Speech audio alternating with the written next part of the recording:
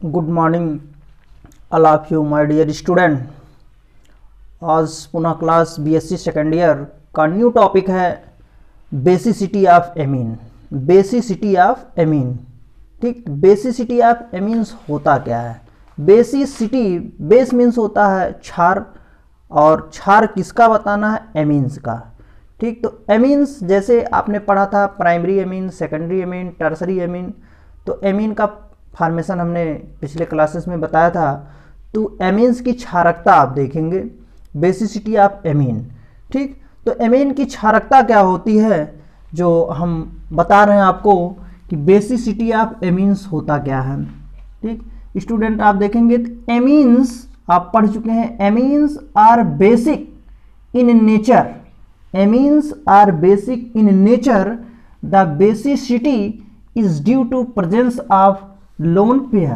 The basicity due to presence of lone pair electron on nitrogen atom. तो lone pair of electron किस पे होगा? Nitrogen atom पर, okay. पुनः आप आगे देखेंगे, this lone pair electron is available. This lone pair electron is available. यह lone pair electron क्या होता है? उपलब्ध होता है for the formation of a new bond. किसके लिए? For the formation of a new bond, एक न्यू बॉन्ड के निर्माण के लिए, ठीक। विथ ए प्रोटॉन, जिसको आप कहते हैं H पर पॉजिटिव आयन, और सेकेंड नाम इसका होता है लुईस एसिड। तो प्रोटॉन हमको कहां से मिलता है स्टूडेंट? तो प्रोटॉन हमको मिलता है किसी एसिड से। उस एसिड का नाम हमने बताया कि लुईस एसिड। लाइक आप देखेंगे जैसे RNH2, ये क्या लिखा गया? RNH2, ये है एमीन, ठीक। विथ रिएक्टेड, यहाँ पे देखिए HCl है। HCl क्या है? यही लुईस एसिड है। क्या है? लुईस एसिड है, ठीक है, लुईस एसिड है।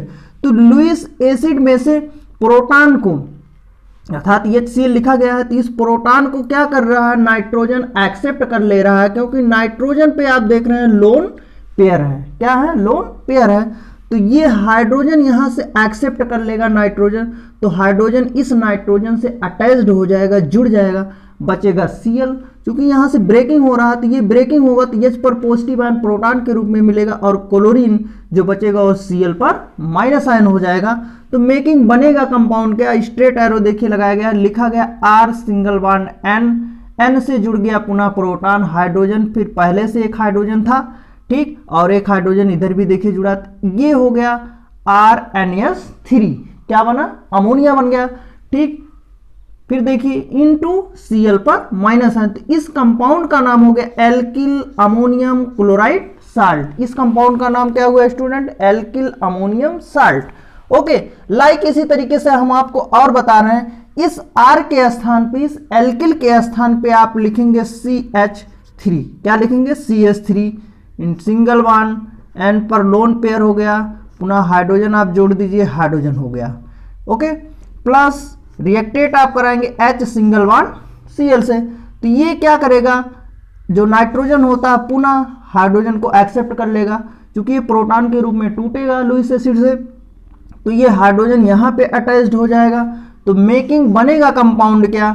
CH3 सिंगल बॉन्ड N, ये हो गया हाइड्रोजन, यहाँ पे भी हाइड्रोजन पहले से है, तो यहाँ पे हाइड्रोजन जुड़ गया, तो बचा क्या? इनटू Cl पर माइनस आयन। तो इस कंपाउंड का नाम हो जाएगा मेथिल अमोनियम क्लोराइड। इस कंपाउंड का क्या नाम हुआ? इस कंपाउंड का नाम हो गया मेथिल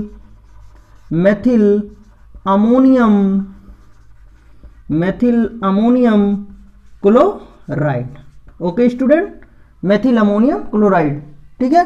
आगे आप देखिए कुछ बेसिसिटी ऑफ एमीन्स के बारे में और बता देते हैं। जैसे दो कंपाउंड होते हैं, एलिफैटिक और एरोमेटिक। यहाँ पे हमने जो एलिफैटिक के बारे में बताया कि एलिफैटिक में क्या होता है, तो आप देखिएगा aliphatic amines are stronger base. Aliphatic amines are stronger base than ammonia. Ammonia की अपेक्षा जो एलिफैटिक एमीन्स होते हैं उनकी बेसिसिटी जो होती है वो स्ट्रांगर होती है than ammonia, okay. This is because क्योंकि जो एल्किल ग्रुप होता है, alkyl group are electron releasing group, ठीक, and have a permanent positive inductive effect। किसके कारण होता है ऐसा? बताया गया कि यहां पे alkyl group are electron releasing group, okay, and have a permanent positive inductive effect.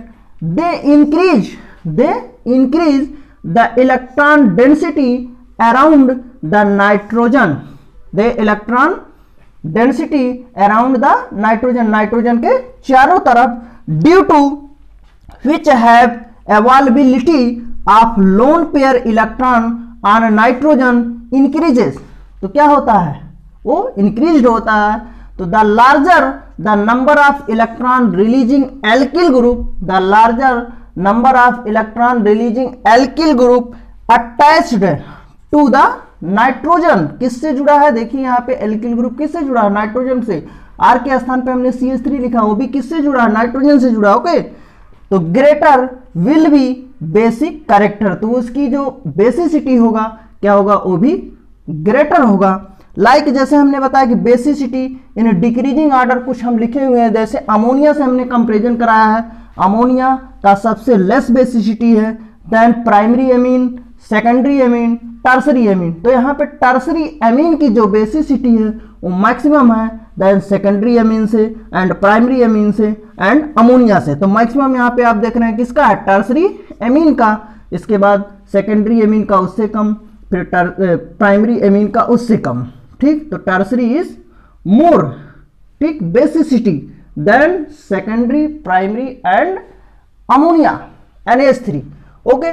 तो इसको आप जो है नोट कर लीजिए स्टूडेंट। कुछ बेसिसिटी और हम आगे बताते हैं जो आपके एग्जाम में पूछे गए हैं और पूछे जाएंगे, ओके। तो इसको हम समझ दे रहे हैं, आप अपने नोट जो कॉपी है, कॉपी पे आप नोट कर लीजिए, ठीक। और इसको फिर हम इरेज कर दे रहे हैं। पुनः हम आपको बताते हैं कुछ compound arrange the following compound in decreasing order of their basicity. ये आपके एग्जाम में पूछा गया है, ठीक है, ये आपके एग्जाम में पूछा गया है। देखेंगे, इसको हम इरेज कर रहे हैं, जस्ट आप बने रहिए। तुरंत मैं आपको बता रहा हूं कुछ बेसिसिटी जो आपके परीक्षा में पूछे गए हैं और बार बार पूछे जाते हैं और पूछे जाएंगे। बहुत ही इंपॉर्टेंट है बेसिसिटी, हर साल पूछा जाता है। जो चैप्टर है नाइट्रोजन ऑफ कंपाउंड से, ठीक। तो बेसिसिटी आप जान गए। आप किसका जाने हैं? एमीन्स का, ठीक। आप देखिएगा कुछ बेसिसिटी और मैं बता रहा हूं, वो चाहे डिक्रीजिंग ऑर्डर हो या इंक्रीजिंग ऑर्डर में हो, ठीक है। आप देखेंगे, जस्ट आप तुरंत देखिए स्टूडेंट क्या है। क्वेश्चन जैसे आपसे पूछा जाता है, क्वेश्चन पूछा जाता है, मान लीजिए क्वेश्चन है arrange the following, arrange the following, ठीक है, arrange the following compounds in, arrange the following compounds in decreasing order, decreasing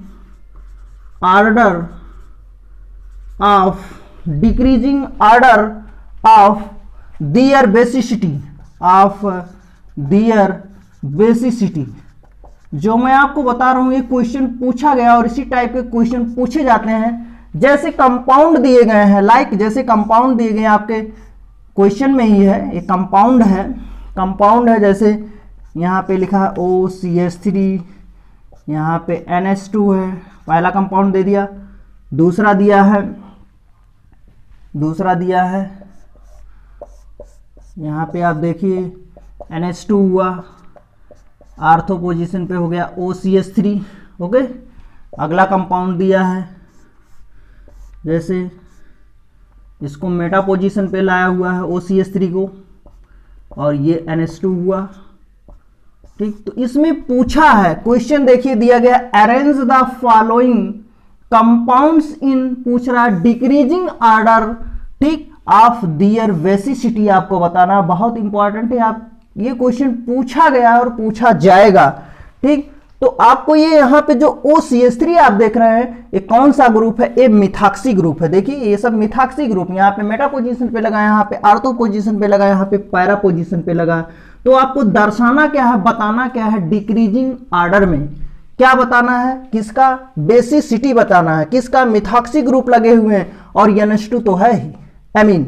okay, तो इसमें आप कैसे बताएंगे, वही उसी तरीके से बताएंगे जो अभी अभी हमने बताया कि आप निर्धारित कैसे करते हैं। तो इंडक्टिव इफेक्ट के द्वारा, किसके द्वारा, एक ही आंसर है, आप इसको कैसे बताएंगे, इंडक्टिव इफेक्ट के द्वारा, पीरियडिक प्रभाव के द्वारा। पीरियडिक प्रभाव के द्वारा कैसे बताते हैं कि मिथॉक्सी ग्रुप, सुनिएगा आप, methoxy group is strongly electron donating group, methoxy group is strongly electron donating group due to the resonance effect, due to the resonance effect 10 methoxy group increases. क्या होता है, 10 methoxy group increases, okay, electron density at ortho and para positions, at ortho and para positions, okay, and ortho and para position. This effect completely strangers the electron withdrawing inductive effect, I effect shortcut कहा जाता है, inductive effect from these positions, मतलब जो position है, जैसे para है, ortho है, Meta है, तो दो पोजीशन की बात, आर्थो एंड पैरा, तो from these positions leaving only the meta positions where inductive withdrawing dominates. 10 meta derivatives जो यहाँ पे 10 meta derivatives is the least basic, ये सबसे कम होता है, the meta derivative is the least basic या basicity then para derivatives is more basic. Para derivatives क्या होता है, इज मोर बेसिक, ठीक, देन आर्थो डेरिवेटिव्स। तो इसमें आप देखिए स्टूडेंट, सबसे ज्यादा किसका होता है बेसिसिटी, तो पैरा का होता है, देन किसकी अपेक्षा, आर्थो की अपेक्षा, और सबसे कम किसका होता है, मेटा का होता है। बिकॉज क्योंकि हमने बताया किसके कारण होता है, इंडक्टिव इफेक्ट का कारण होता है, और रिजोनेंस के कारण भी हमने बताया कैसा होता है कि पैरा पोजीशन पे यदि मिथॉक्सी ग्रुप जुड़ा है तो उसकी बेसिसिटी मोर होती है देन आर्थो एंड मेटा। तो मेटा पोजीशन पे जो मिथॉक्सी ग्रुप जुड़ा है इसकी बेसिसिटी सबसे कम होती है, ठीक। इससे ज्यादा किसका होता है, आर्थो का होता है, और सबसे ज्यादा किसका होता है, पैरा का होता है। तो ये क्वेश्चन स्टूडेंट पूछा गया है, इसको आप नोट कर लीजिए, आंसर है सबसे मैक्सिमम पैरा पोजीशन, फिर उससे कम आर्थो, सबसे कम मेटा का। ओके, जब मिथॉक्सी ग्रुप होगा, इसको आप नोट कर लीजिए। तुरंत मैं अगला क्वेश्चन यहीं पे थोड़ा सा आंशिक परिवर्तन कर रहा हूं और पूछ रहा हूं, वो भी डिक्रीजिंग ऑर्डर में ही बताना है आपको, इसको आप नोट कर लिए होंगे। अब देखिए अगला क्वेश्चन, यही क्वेश्चन यही है, बस केवल मैं कंपाउंड चेंज कर दे रहा हूं, ग्रुप यहां से दूसरा ग्रुप अटैच्ड कर दे रहा हूं, और आपको बताना है डिक्रीजिंग ऑर्डर में बेसिसिटी। किसमें, डिक्रीजिंग ऑर्डर में बेसिसिटी कैसे आप बताएंगे। जैसे मान लेते हैं यहाँ पे CH3 दे दिया गया, कौन सा ग्रुप, CH3 दे दिया, और यहाँ पे मान लेते हैं CH3 दे दिया है, ओके, फिर मान लेते हैं यहाँ पे CH3 दे दिया है, ठीक। तो इसमें बताना है, लिखा गया अरेंज द फॉलोइंग, वही क्वेश्चन है, compounds in decreasing order of their basicity, ठीक। तो इसको आप कैसे बताएंगे, अभी तो हम मिथॉक्सी था, मिथॉक्सी में बताया कि जो मिथॉक्सी ग्रुप यदि पैरा पोजीशन पे जुड़ा है, आर्थो पोजीशन पे जुड़ा है, मेटा पोजीशन पे जुड़ा है, तो वहां पे आपको बताएंगे meta position is least basicity than ortho and para, para का वहां पे ज्यादा था। लेकिन अब आप देख रहे हैं कि CH3 जुड़ा है, CH3 ग्रुप है, पैरा पोजीशन पे जुड़ा है, मेटा पोजीशन पे जुड़ा है, आर्थो पोजीशन पे जुड़ा है। तो आपसे पूछा जा रहा है decreasing order of their basicity, आपसे पूछा जा रहा है क्या, decreasing order of their basicity. तो आप कैसे बताएंगे इसको, तो स्टूडेंट आप हियरिंग सुनिएगा, इसको आपको बताना है कि जो मेथिल ग्रुप होता है, methyl group is inductively electron donating group. ये क्या होता है, मेथिल ग्रुप जो होता है, मेथिल ग्रुप जो होता है, मेथिल CH3 ग्रुप जो होता है, CH3 ग्रुप, ये इलेक्ट्रॉन डोनेटिंग ग्रुप होता है। ओके, इलेक्ट्रॉन डोनेटिंग ग्रुप होता है from all positions, from all positions. तो जो CH3 ग्रुप होता है, मेथिल ग्रुप जो होता है, ये इलेक्ट्रॉन डोनेटिंग ग्रुप होता है from all position. All position का मतलब पोजीशन कितने होते हैं, 3 होते हैं मेनली, आर्थो, मेटा, पैरा। ठीक, तो समस्त पोजीशनों पे ये क्या करता है, इलेक्ट्रॉन को क्या करता है, डोनेट करता है। कौन, मेथिल ग्रुप। कौन करता है, मेथिल ग्रुप। ठीक, पहला रीजन आपने सुना। आगे सुनिएगा, moreover if the alkyl group has benzylic hydrogen as does CH3 group, it is electron donating group, it is electron क्या है, CH3 group, it is electron donating group, okay, group by hyper conjugation। इसमें क्या बताया गया, किसके द्वारा ऐसा हो रहा है, by hyper conjugation, by hyper conjugation। उसमें इंडक्टिव इफेक्ट था, यहां पे बाई हाइपर कॉन्जुगेशन बताया गया। Okay student, by hyper conjugation from the ortho and para, ठीक, 2 पोजीशन की बात हुई है, किसके द्वारा निर्धारित हो रहा है, फ्रॉम द हाइपर कॉन्जुगेशन के द्वारा। कौन सा पोजीशन, आर्थो एंड पैरा, जबकि उसमें क्या था, इंडक्टिव इफेक्ट था।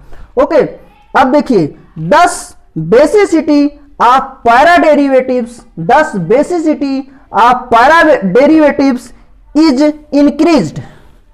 इस प्रकार से यह बताया गया कि जो पैरा डेरिवेटिव्स मतलब पैरा पोजीशन पे कुछ CH3 ग्रुप जुड़ा है तो ये होता है इंक्रीज्ड।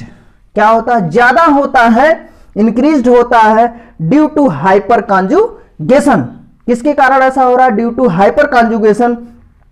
एंड आप और कह भी सकते हैं, शामिल भी कर सकते हैं, एंड इंडक्टिव इफेक्ट भी के कारण हो रहा है, hyper conjugation and inductive effect, जबकि उसमें हाइपर कॉन्जुगेशन नहीं था। ठीक है, आगे देखिए, बेसिसिटी ऑफ, ये मैक्सिमम हो गया, इंक्रीज्ड हो गया, इसको आप जानते रहिए। ठीक, अब आपको हम बता रहे हैं बेसिसिटी ऑफ मेटा डेरिवेटिव्स, इसके बारे में आप सुनिए। यदि CH3 ग्रुप मेटा पोजीशन पे जुड़ा है तो इसकी बेसिसिटी आप कैसे निर्धारित करेंगे कि इससे ज्यादा है कि कम है। तो आप सुनिएगा, basicity of meta derivatives increases, meta derivatives increases due to inductive effect. किसके कारण ये भी इंक्रीज हो रहा है, किसके कारण, ड्यू टू इंडक्टिव इफेक्ट। ठीक है, whereas basicity of ortho derivatives, ortho जो आर्थो पोजीशन पे CH3 ग्रुप जुड़ा है उससे क्या है, मैक्सिमम हो रहा है। किसके कारण ऐसा हो रहा है, hyper conjugation and inductive effect के कारण हो रहा है। अर्थात सबसे मैक्सिमम यदि आप देखते हैं पैरा पोजीशन पे CH3 ग्रुप जुड़ा है, देन उसके बाद मेटा पोजीशन पे, और सबसे लीस्ट जो होता है आर्थो पोजीशन पे। उल्टा हुआ कि नहीं, अभी आप मिथाक्सी पढ़े थे तो यहां पे para position is greater than meta, और लास्टली क्या है, सबसे कम लिस्ट किसका हो रहा, आर्थो का। जबकि अभी अभी आपने मिथाक्सी पढ़ा था, वहां पे भी para is more greater than था, लेकिन इसके स्थान पे क्या था, आर्थो था, और ये सबसे कम था। लेकिन अगर CH3 ग्रुप जुड़ गया है तो para position is more basicity than meta, और लास्टली सबसे कम जो होता है, लिस्ट होता है आर्थो का।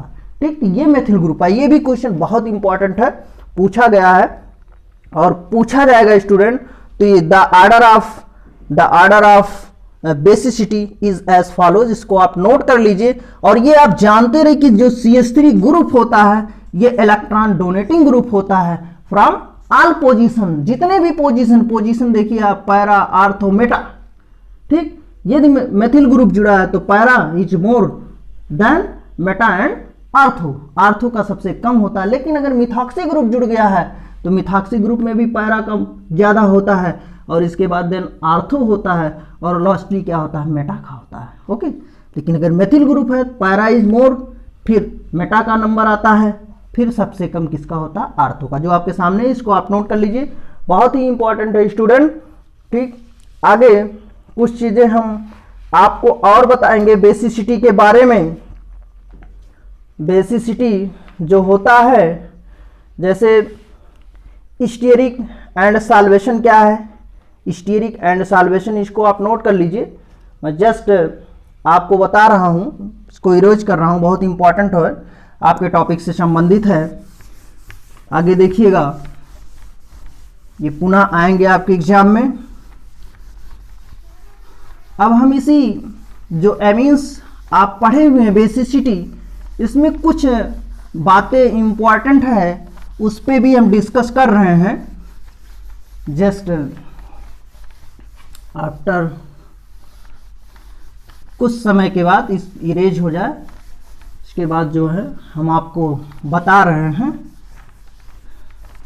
चलिए स्टूडेंट देखिएगा, स्टीयरिक एंड सॉल्वेशन के बारे में बताते हैं। जैसे ट्राईमेथिल एमीन है, यहाँ पे क्या है, जैसे ट्राईमेथिल एमीन है, ठीक है, ट्राईमेथिल एमीन है। ट्राईमेथिल एमीन की बात हम बता रहे हैं आपसे। देखेंगे कार्बन है, इस कार्बन से ट्रिपल हाइड्रोजन जुड़े हैं, कितने हाइड्रोजन, ट्रिपल हाइड्रोजन जुड़े हैं। ठीक, तो इनके बीच जो स्पेस है, इनके बीच जो स्पेस है, यही यहाँ पे कहलाता है स्टीयरिक। स्टीयरिक क्या कहलाता है, स्टीयरिक क्राउडिंग। स्टीयरिक क्राउडिंग क्या कहलाता है, स्टीयरिक क्राउडिंग। अब इस कंपाउंड का नाम है ट्राईमेथिल एमीन। ये कौन सा कंपाउंड है, इस कंपाउंड का नाम है ट्राईमेथिल एमीन। ट्राईमेथिल एमीन का स्ट्रक्चर हम यहाँ आपके सामने बनाए हुए हैं। जो देखिए ट्रिपल इधर जुड़े हैं, CH3 कार्बन है, यहाँ पे सेंट्रल में कार्बन है, कार्बन से 3 हाइड्रोजन जुड़े हैं, फिर यहाँ पे देखिए CH3, फिर CH3, तो इनकी संख्या कितनी है, 3 है। किससे जुड़े हैं, नाइट्रोजन से जुड़े हैं। नाइट्रोजन के पास लोन पेयर होता है, आप जानते हैं। तो आपसे हम बात करते हैं स्टीयरिक एंड सॉल्वेशन, या आप सुनिएगा, जो यहाँ पे ट्राईमेथिल एमीन की बात हमने किया है, तो the nitrogen of tertiary amine, the nitrogen of tertiary amine, okay, contain 3 बल्की, इसको कहा गया the nitrogen of tertiary amine 3 बल्की, बुल्की भी कहा जाता है, 3 बुल्की, यही जो अटैच्ड है टाइप है, ये 3 बुल्की इनको कहा गया है। ठीक है, 3 बुल्की एल्किल ग्रुप, कौन से ग्रुप है, एल्किल ग्रुप। ऐसे CH3 ग्रुप हमने लिखा है, तो इनको यहाँ पे एल्किल ग्रुप मान रहे हैं। विच प्रोड्यूस, ये उत्पन्न करते हैं, क्या उत्पन्न करते हैं, क्राउडिंग। क्या उत्पन्न करते हैं, क्राउडिंग। ठीक, इज टर्नड, ये मुड़ जाते हैं, is turned as steric crowding. किसमें मुड़ जाते हैं, ये मुड़ते हैं, किसमें मुड़ते हैं, स्टीयरिक क्राउडिंग में। ओके, पहले क्राउडिंग का फॉर्मेशन करते हैं, ठीक, प्रोड्यूस करते हैं, और ये turn is turn as steering crowding. The steric crowding, इसकी बात बता रहे हैं, द स्टीयरिक क्राउडिंग डिक्रीजेज। ये क्या होता है, द स्टीयरिक क्राउडिंग क्या होता है, डिक्रीजेज होता है, decreases, the steric crowding is decreases. ठीक है, द अवेलेबिलिटी ऑफ नाइट्रोजन, ठीक, lone pair for proton, or कह सकते हैं आप लुईस एसिड। अभी आपने जैसे देखा था बेसिसिटी ऑफ एमीन में हमने बताया था कि एमीन था विथ रिएक्टेड किया गया था HCl के साथ, लुईस एसिड था, तो वहां से HCl से H अर्थात प्रोटॉन को एक्सेप्ट कर लिया था नाइट्रोजन, और बना लिया था एल्किल अमोनियम क्लोराइड। ओके, फिर R के स्थान पे हमने CH3 रखा, पुनः एमीन से जोड़ा, HCl के साथ रिएक्टेड किया, तो बना मेथिल अमोनियम क्लोराइड। बातें यहाँ पे भी यही है, ट्राईमेथिल एमीन में भी बताया गया कि जो ये स्ट्रक्चर बना हुआ है, ये 3 बल्की ग्रुप है। 3 बुल्की इनको नाम दिया, फर्स्ट सेकंड थर्ड। ओके, तो इनका 3 बुल्की नाम दिया गया। और ये इनके बिटवीन जो प्रोड्यूस उत्पन्न हो रहा है, जो बुल्की ग्रुप से बने हुए हैं, वो क्राउडिंग हो रहा है। क्राउडिंग के बाद क्या प्रोड्यूस हो रहा है? स्टीरिक क्राउडिंग हो रहा है। और ये क्या होते हैं? क्वांटिटी में डिक्रीजेज होते हैं, कमियां होती हैं। तो द अवेलेबिलिटी ऑफ जो नाइट्रोजन होता है, ठीक है, इसके ऊपर जो लोन पेयर होते हैं प्रोटॉन फॉर लुईस एसिड, ये आके कहा क्या कर लेता है? ये एक्सेप्ट कर लेता है। किसको एक्सेप्ट करता है? प्रोटॉन को। प्रोटॉन कहां से मिलता है? किसी एसिड से मिलता है। ठीक, तो जो ये स्ट्रक्चर है स्टीरिक क्राउडिंग इन ट्राइमेथिल एमीन का, ठीक, तो जो टर्सरी एमीन होता है, अर्थात आप कहते हैं R3N, ये टर्सरी एमीन है। क्या है? Tertiary amine. Tertiary amine in polar solvent क्या होता है? टर्सरी एमीन क्या होता है? पोलर सॉल्वेंट होता है। टर्सरी एमीन क्या होता है? पोलर सॉल्वेंट होता है। R3N क्या है? पोलर सॉल्वेंट होता है। लाइक ये जुड़ा होता है वाटर में बना लेता है हाइड्रोजन बॉन्ड्स। क्या बनाता है? तो ये टर्सरी एमीन अटैच्ड होता है किसके साथ? वाटर के साथ। और मेकिंग क्या बना लेता है? देखिए यहाँ जो डॉटेड बॉन्ड है, इस बॉन्ड को बताया गया हाइड्रोजन बॉन्ड। कौन सा बॉन्ड? Hydrogen bond. तो ये टर्सरी एमीन के पास एक अवेलेबिलिटी होती है कि टर्सरी एमीन यदि वाटर से जुड़ता है तो मेकिंग क्या बनाता है? हाइड्रोजन बॉन्ड बनाता है। जबकि टर्सरी एमीन कैसा सॉल्वेंट है? तो पोलर सॉल्वेंट होता है। ओके, तो नाइट्रोजन के लोन पेयर जो होते हैं, नाइट्रोजन के लोन पेयर डिक्रीजेस होते हैं फ्रॉम प्रोटॉन और लुईस एसिड। ओके, तो यहां पे दिखाया गया कि solvation of tertiary amine with solvent, ये स्ट्रक्चर हुआ। ओके स्टूडेंट, तो आज का जो टॉपिक था हमने बेसिसिटी ऑफ एमीन बताया। तो ओके थैंक्स स्टूडेंट। अब नेक्स्ट टॉपिक में आपको नेक्स्ट डे पुनः मिलेंगे। Okay thanks.